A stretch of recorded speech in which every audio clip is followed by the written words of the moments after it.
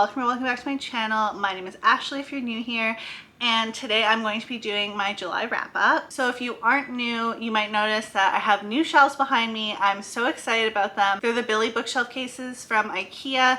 They are the ones with the extenders on top, so they're super tall. I only put them up 2 days ago, so I'm still trying to figure out like what I want them to look like, how I want to style them, what books I want to put on there, and yeah, I'm gonna do a reading vlog and I will show the bookshelves in there and talk more about them and how I want to style them and what books I want to put on there.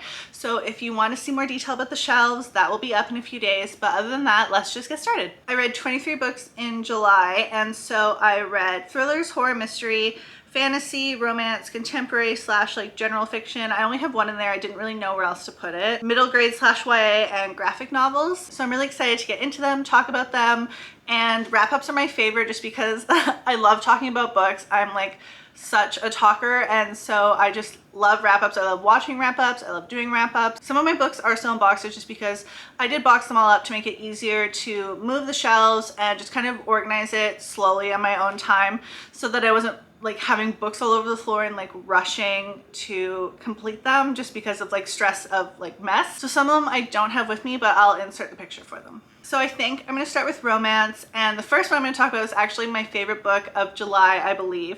And that one is The Next Best Fling. And this one I absolutely love. This is the author's debut novel, and I just absolutely loved it. It's going to be part of like, I think, an interconnected standalone romance series called, I think it's Librarians in Love, but I'm not positive. Our main character's a librarian. She's more of a homebody. She's kind of reserved. She's more like introverted. The main love interest is her best friend's older brother, who is a recently retired NFL player. So our main character, Marcella, the only problem is that she's actually been secretly in love with her best friend since they were in university. He has been kind of like just someone that she's always been in love with. Her dating never really works out because she's always kind of comparing them to him. He also is kind of like overly involved, but anyway. And then the best friend's girlfriend is the older brother's like childhood, high school, like long-term crush that he's been in love with. So the best friend and the girlfriend get engaged. So Marcella and Theo, who's the older brother, decide to fake date to kind of get over their heartbreak. And it's really cute. It kind of just goes from there. It's really sweet to watch their character growth and kind of like what they're willing to do for the other person in terms of like going out of their comfort zone, and just one of them being like, you know, this all-star athlete, and one of them being like an introverted librarian. It's really cute and I really recommend it. I gave it 5 stars. The next one I have is The Love of My Afterlife, and I gave it 4.25 stars, but I think I would knock it down to 4 stars. I actually found it really slow and kind of hard to get into for the longest time, except the last like third is when it really picked up for me, and I really enjoyed my time reading it, and it bumped it up from like a 3 to a 4.25, but now a 4. It's a romance, but also like magical realism. Think kind of like Ashley Poston style, who did The 7-Year Slip and The Dead Romantics. We have a main character, Delphi, and she dies by choking on a microwavable hamburger, and she is offered the chance to go back to Earth and kind of get a do-over for, I think, 7 days. I'm not sure how many days, maybe 10, I don't know, maybe 7, I'm not sure. It doesn't really matter, but approximately that amount of time to find this man that she met briefly in the afterlife, like right when she got there. She thinks he's like her true love. So she's sent back to Earth, and if she can find this man and like kiss him and, you know, make him fall in love with her, then she can stay on Earth, and it's kind of like her do-over. There's so much that happens in the last third that like wrapped this up so nicely, and I really liked it. But like I said, it is definitely more of like a slow burn. And there's more to it than just a romance. There's also like a lot of friendship and community. I really like that aspect. It was really cute. I've seen mostly good things, but I have seen some mixed reviews, but for the most part I've been seeing a lot of people are liking this one. I also read In Charm's Way, which is number 4 in like the Thistlegrove Witches romance series. I think they're like interconnected standalones, but I think it's more that you would have to read each one. Definitely having read them all in order, I think you would most likely have to read all of them to really like get what's going on. The first one in the series is Payback's a Witch, and I feel like the ones after that like are lesser known, but this one I didn't love. I gave it 3 stars, but it's a low 3 stars, maybe like a 2.75. I didn't love it. I actually didn't really like it that much at all. I didn't like the third one very much either, but based on the synopsis I was hoping I was gonna like the fourth more, but I think I liked it just the same amount. I'm not going to go into the synopsis for this one just because it is the 4th in the series, but it's a town of witches. There's like 4 or 5 like founding families that are witches. I'm not going to go into the synopsis for this one just because it's the 4th in the series, but in the first one, Payback's a Witch, there's this town called Thistle Grove, and there's 4 or 5 like founding witch families, and each family has like their own specialty, I guess, like affinity when it comes to magic, and they have their own witches council and all this stuff, and there's a bunch of stuff happening. In each book there's like something going wrong in the town, and the main character is the one that has to kind of like fix it. The first one I loved, the second one was pretty good, third one I didn't really like, fourth one I really didn't like. I'm not sure if there is a 5th one out already or if there's even going to be a 5th one, but I don't know if I'll read it. I mean, I might read it, but I'm not sure. I don't know. It depends on the synopsis, but yeah. So this one I would give like 2.75 stars. I also read Experienced, and this one I loved so much. It's definitely like a 4.5 stars for me. We have our main character, Bet, and when she was approaching 30, she realized she was into women. And then she had a girlfriend named May, and they were together. And then the book starts with May breaking up with her and wanting her to see other people. She wants them both to see other people. She thinks Bet like didn't have her time in her 20s to kind of date around and have fun, so she wants her to do that now. So we kind of just see Bet going on all these like dates and trying to get like more into the queer scene, meeting new people, and breaking into friend groups that are already existing like in the space and in the community. I found this one really fun. It was heartwarming. It was heartbreaking at times. It was just such like a sweet book at a lot of times, and I loved the ending so much, and I would really recommend this one. Lastly, for romance, I have Enchanted to Meet You, and this one I gave 4 stars, but I think I would bump it down to like 3 stars.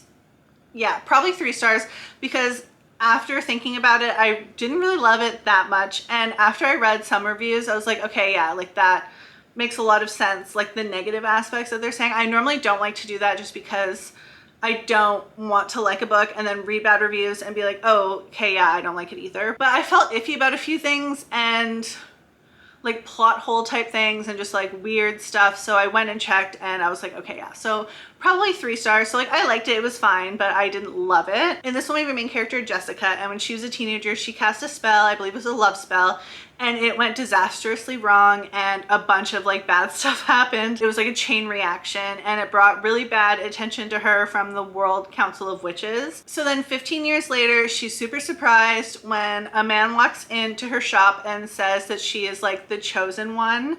And I don't really want to say more than that. I think the synopsis like goes way too much into detail, but I did like this one for the first little while. There was points where I was enjoying it, especially near the beginning, and then it slowly just kind of petered out. There was this huge plot line, and then by the ending it just kind of like wasn't resolved. It kind of just like went away. It was very strange. But for just like a witchy little rom-com with a bit more than just romance and like more on the magic side as well, it was like pretty cute. The next one I read is Better Left Unsent, and this one I gave 3 stars. So we have a main character, Millie, and 2 years prior to the beginning of the book, she had her heart broken, and she kind of just like closed up emotionally. She didn't really like share her feelings or anything like that. She kind of just like became a closed book. However, how she dealt with her feelings was she would draft like responses to people's emails, whether it's at work or personal life, and not send them.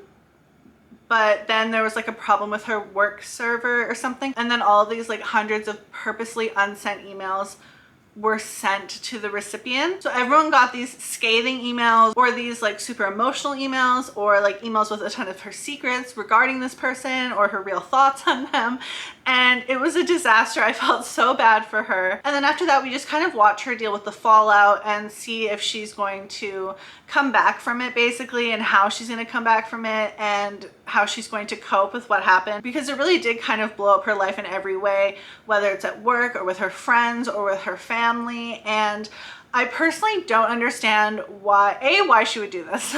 It's called a journal, but also like to leave the recipient's email in the unsent draft.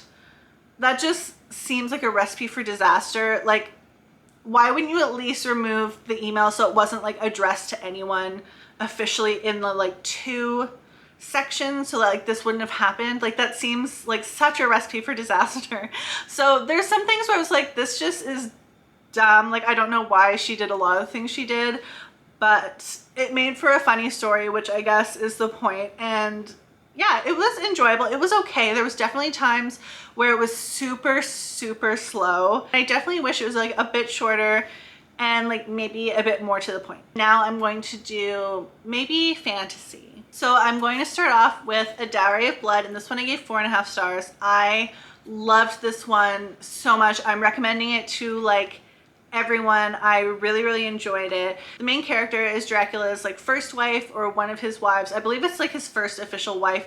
Her name is Constanta or Constanza. I'm not quite sure how to say it. The whole book is written basically in a series of letters to him. Like, they're all letters. And then I just want to read like a line from the back. It says, with the lives of everyone she loves on the line, Constanza will have to choose between her own freedom and her love for her husband.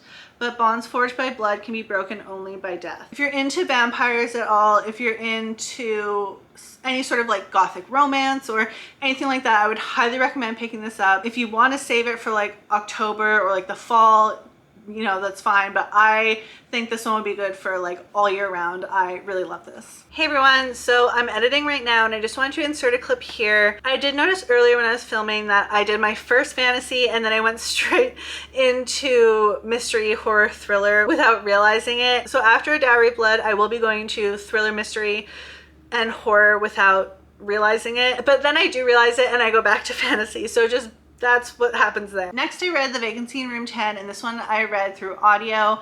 I gave this one 3 stars, but honestly, I would probably bump it down to 2.5. I didn't like it at all, and until I just read the synopsis to remind myself, I had no idea what it was even about. I completely forgot about it. This one, I believe, is in 2 different points of view. We have Anna and Cass. Cass is a motel manager, and Anna is a recent widow. Her husband used to rent a room at the motel as like his art studio, and he calls her and makes like this intense confession.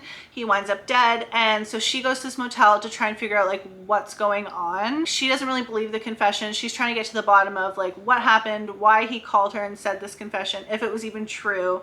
Cass, the motel manager, is being really shady and sneaky. It sounds so good now that I'm saying it. Like, it sounds like I would love it. It sounds really good, but I just did not like this at all. I didn't really care about the story. I didn't care about the characters. I didn't care what happened. It just, yeah. I read this for Summerween, so I definitely felt more of a push to finish it. I probably still would have finished it even if it wasn't for Summerween. There were aspects that I enjoyed and that kept my attention, but they were like few and far between. The next one I read is, I believe, like my first real horror, and that is We Used to Live Here. And this one was very scary for me. It was very scary and I still really liked it. I think I gave this 4 stars. I'm gonna give a very brief synopsis, but basically this one we have Charlie and Eve, who are a couple. They flip houses. They move into this new house because they want to flip it. And within the first couple days, I believe, this family shows up on their doorstep and the man says, can I show my family around? I grew up in this house and I would love for them to see kind of where I grew up. Eve is a people pleaser. She has a hard time standing up for herself, so she lets them come in and like lets them look around. She also wants the opportunity to kind of like ask the guy questions about maybe like the bones of the house and maybe some of the history. However, then like they just don't leave. So yeah, I really liked it. It was very scary. I definitely had to read it in like little chunks at a time, and I couldn't read it at night, but I found this one so good. It's going to be a movie, I believe, on Netflix, and I think it's starring Blake Lively. The next one I read was Swiped, and this one I gave 3.5 stars. And this one had a very interesting concept. We have a main character, Gwen, and she just became recently single, and she's going on dates with guys she meets on dating apps. And then all of a sudden, guys wind up getting killed, and the only connection between them that the police can find is that they recently went on dates with her. It just kind of goes from there. That's pretty much all I want to say, I think. I will also say she kind of becomes the main suspect in this case. And this one reminds me a lot of Finley Donovan Is Killing It. Like, so much ridiculous stuff happens. It's very funny, but also does have like that mystery, kind of thrillery, murdery aspect of it. And I like this one, and I would definitely recommend it to people that are fans of Finley Donovan, or just like maybe cozy mysteries as well. I don't know what's going on today, but I keep wanting to lower ratings of books that I read. But the next one I read is The First Day of Spring, and this one I gave 3.5 stars, but I'd bump it down to 3.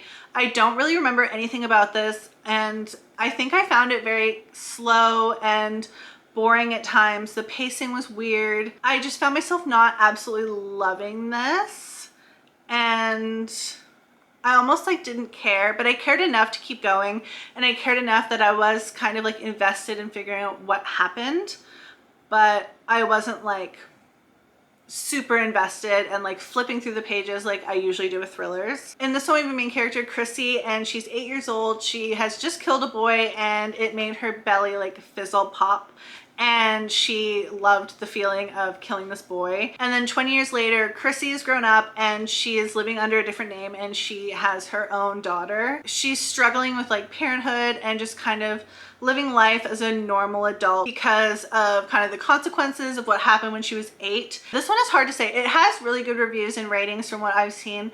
It was very dark and kind of almost Lucinda Berry-ish because it had like this really creepy kid that had like psychological problems, but I wish we got like more of that maybe. I'm not sure. Something just didn't click with me, but yeah, 3 stars. It was enough for me to finish it and want to see what happened, but not enough for me to be like super invested. Next, I have Murder at the Pumpkin Pageant, and this was another Summerween read. Some of these were like for Summerween. This one I gave 3 stars. It's a cozy mystery, and our main character, Lindsay, owns a bake shop at like the bottom of a lighthouse, I believe, and then I think she lives like upstairs. She's restored it and kind of renovated it, and it's set during Halloween. There's a lot of like creepy stuff going on. A lot of people think that the lighthouse is haunted, and so her friend calls this like very famous ghost hunting duo that have a podcast to kind of check it out. However, when they're there to check it out, someone winds up dead outside the lighthouse, and then yeah, it just kind of spirals from there. Everyone in the small community is trying to figure out like who did it and why they did it. This one was just okay. I normally would have loved something like this, but I don't know, I just didn't connect with it that much. It was fine. It wasn't the best cozy mystery. It wasn't even like that great, but it was okay. And lastly in this category, I have The Whisper Man, and this one I've been wanting to read for a very long time, and I finally did it and I gave it 3 stars. For a very brief synopsis of this one, we have our main character, Tom. He has a young son and his wife recently died, so they moved to a small town because he's thinking that this fresh start might be good for both of them, but especially his son. However, in this small town many years ago, like 20 years ago I think, there was this man who was called the Whisper Man, and he was a serial killer. He was able to lure people out of their homes by whispering at their doors and windows, and they would kind of go investigate and see what was happening. And that's like how he would lure them out. And they caught him, and he's been behind bars ever since. However, now there's instances of it happening again, and people are thinking maybe he had an accomplice because a lot of people thought that in the first time around when he had just been arrested. So now they're wondering, is it a copycat, is it an accomplice? At least I think. I'm having a hard time completely remembering, but I think that's basically what it's about. It had me in the first like 2/3, and then the last third I just kind of lost interest gradually until the end. I just found myself not caring, but it was a pretty solid thriller and I'm glad I read it. I just realized that I finished my thriller mystery horror section after I said I was going to do fantasy and did A Diary of Blood, which was the first fantasy, and yeah, so we're going to go back to fantasy now. Another book that I read in July was Reckless, which is the second in the Powerless series. There was Powerless, and then the novella Powerful, and then Reckless. I gave Powerless 4 stars. Powerful, I think I gave 4.5, and then Reckless I gave 3. I wasn't a huge fan of Reckless, and what I thought about it, I'm seeing pretty much everywhere. It's kind of the consensus that I'm seeing, is that it was very much like no plot. Apparently the author said that this was very much a bridging book. However, I don't think that that was necessary, especially because I believe this is only a trilogy, so I'm not sure why she would use the second just as a bridging book. Pretty much nothing happened. It was still like a good time for a majority of it, but it wasn't at all what I was expecting. It didn't really live up to what I was hoping it would be. The next one I read was Heartless Hunter, and this one I gave 4.25 stars. I really like this one. I'm glad that I finally picked it up. I've been wanting to read it for quite a while now. And this one, we have our 2 main characters. One is a witch and one is a witch hunter. And this one is very much enemies to lovers. In this one we have Rune, who is a witch, and Gideon, who is the witch hunter. Rune is kind of like a dumb, vapid, shallow socialite by day. However, at night she is the Crimson Moth, who goes around, she's kind of like a vigilante,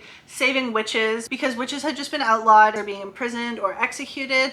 So she is kind of going around trying to save a bunch of them at night as the Crimson Moth. And then we have Gideon, who is a witch hunter. He's pretty high up in like the authority system. He is trying to find the Crimson Moth, and the Crimson Moth has evaded him for quite some time now, and it's frustrating to him, and he doesn't really know what to do. Rune finds out that Gideon is kind of like on to her. She thinks like Gideon is kind of starting to suspect her, and she just kind of wants to throw him off her trails. So she decides that she wants to start courting him because she thinks if she gets closer to him, she can like really play up this like non-witchy persona. He'll stop like chasing after her as if she's the Crimson Moth. I really liked the political system. I liked the magic a lot. The magic was very interesting. It was very unique, at least to me. I hadn't really read anything similar, and I just really enjoyed it. It was a good time. I really love the dual POV and how this one played out. So yeah, 4.25 stars for this one. And then next I read Rebel Witch, which is the sequel, and this one comes out in 2025. I really love this one. This one I gave 4.5 stars. It was such a nice conclusion to the duology. Everything that happened was just so much fun. It was so exciting, and I was so invested in like almost every single scene that happened, if not like pretty much all of them. I was very much like on the edge of my seat, and I did not want to put it down. It did even elevate how I felt about Heartless Hunter like even more. Lastly, for fantasy, I read The Sky on Fire, and this one I gave 3 stars. I didn't love this one, and I wasn't super invested in the characters. I also don't get confused in fantasy very much at all, but I found myself getting very confused in this. I didn't really understand. I couldn't really keep track of what was going on, or very much about like the political system or like the magical system. So many things were kind of odd to me. There's dragons, so I was super excited. I love dragons, but I just didn't really connect with it. And yeah, next is middle grade and YA. I have 1 middle grade and 1 YA. And so for my middle grade, I have Camp Sylvania, and this one was so cute. I'm really excited to read the sequel to this one actually. And we have our main character, Maggie. She is sent to fat camp by her parents, and she's not happy about it. She was supposed to go to theater camp with her best friend, and then last minute they're basically just like, no, you're going to fat camp. And she's also very shy and introverted. She was very nervous, but when she gets there, you see her kind of come out of her shell. There's a lot of character development. I really like that aspect of it. Like, she very much came into her own. There's also this whole plot of like vampirism potentially at this camp. They're suspecting that a bunch of the staff and owners, etc., are vampires, and they want to get to the bottom of it. It is like a very cute little like middle grade sleuthing, coming into your own, found family, friendships.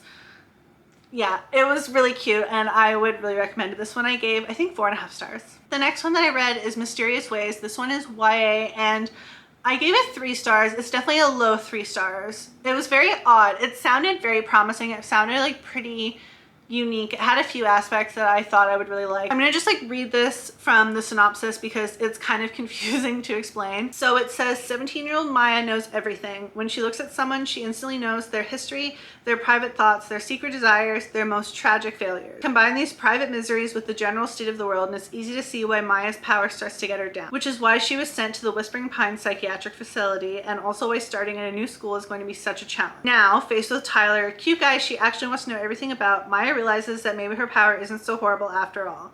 Maybe she can use it for good. Maybe she can even get the guy. Or maybe there really is such a thing as knowing too much. So this one sounded so promising to me. I really loved the YA kind of coming of age aspect, the magical realism. And then honestly, I was interested in like the psychiatric facility aspect of it.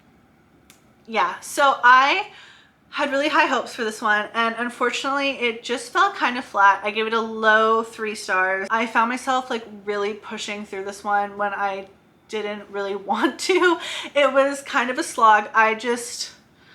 Yeah, it did not live up to my expectations, and I found a lot of reviews that agreed. So unfortunately, yeah, I just didn't love this. Lastly are the 4 graphic novels that I read, and I really love these ones. So first I have The Baker and the Bard, and this one is really cute. In this one we have Juniper and Hadley. One of them is a baker and one of them is a bard, obviously. One day someone comes and puts like a strange order in at the bakery, and they have to go into the forest to find like one of the magical ingredients. However, when they're in the forest, there's like an issue with something in the forest. There's some sort of creature that they need to find to fix something, I believe.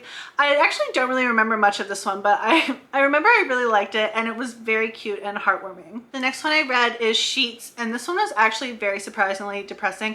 I would maybe check trigger warnings for this one. We have Marjorie Glatt, who is our main character. Her family owns a laundromat and they live upstairs. However, her mom recently passed away, and she's kind of stuck running this laundromat on her own, taking care of her younger brother, and just kind of like running the family and this business. Then one day she meets Wendell, who is a ghost, and he's staying at the laundromat. I don't really want to go further than that just because I don't really remember what would be a spoiler and what wouldn't.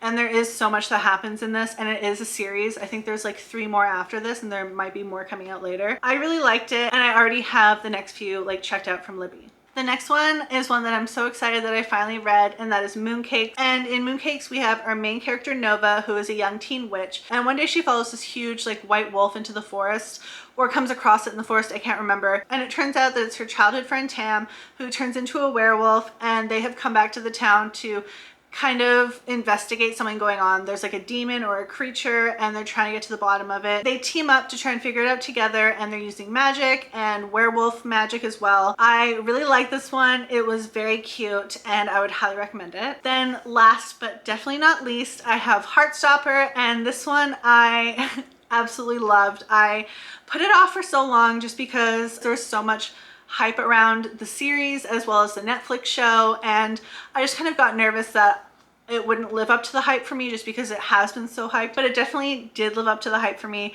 I loved it so much, and I can't wait to get the rest of them. And then I really want to watch the show, so I'm so happy that I finally read this. New favorite. I just am like obsessed with this. I believe that is it for my July wrap up. Sometimes I forget books or whatever, but I think that's all of them. I had an okay reading month. I read a lot, but it definitely wasn't like the best reading month in terms of like content of what I read. I'm very much excited that it's August and then soon September, to be honest. I'll probably start filming some like early fall related videos and maybe even some vlogs, just because I'm very much over summer. I'm a fall girl, and I'm just very much looking forward to fall. I'll probably start decorating for fall like this week, to be honest. So thank you so much for watching today's video. If you've read any of these, or if you have any thoughts on them, please let me know in the comments. I would love to hear what you think of them, and I will see you guys again soon. Bye!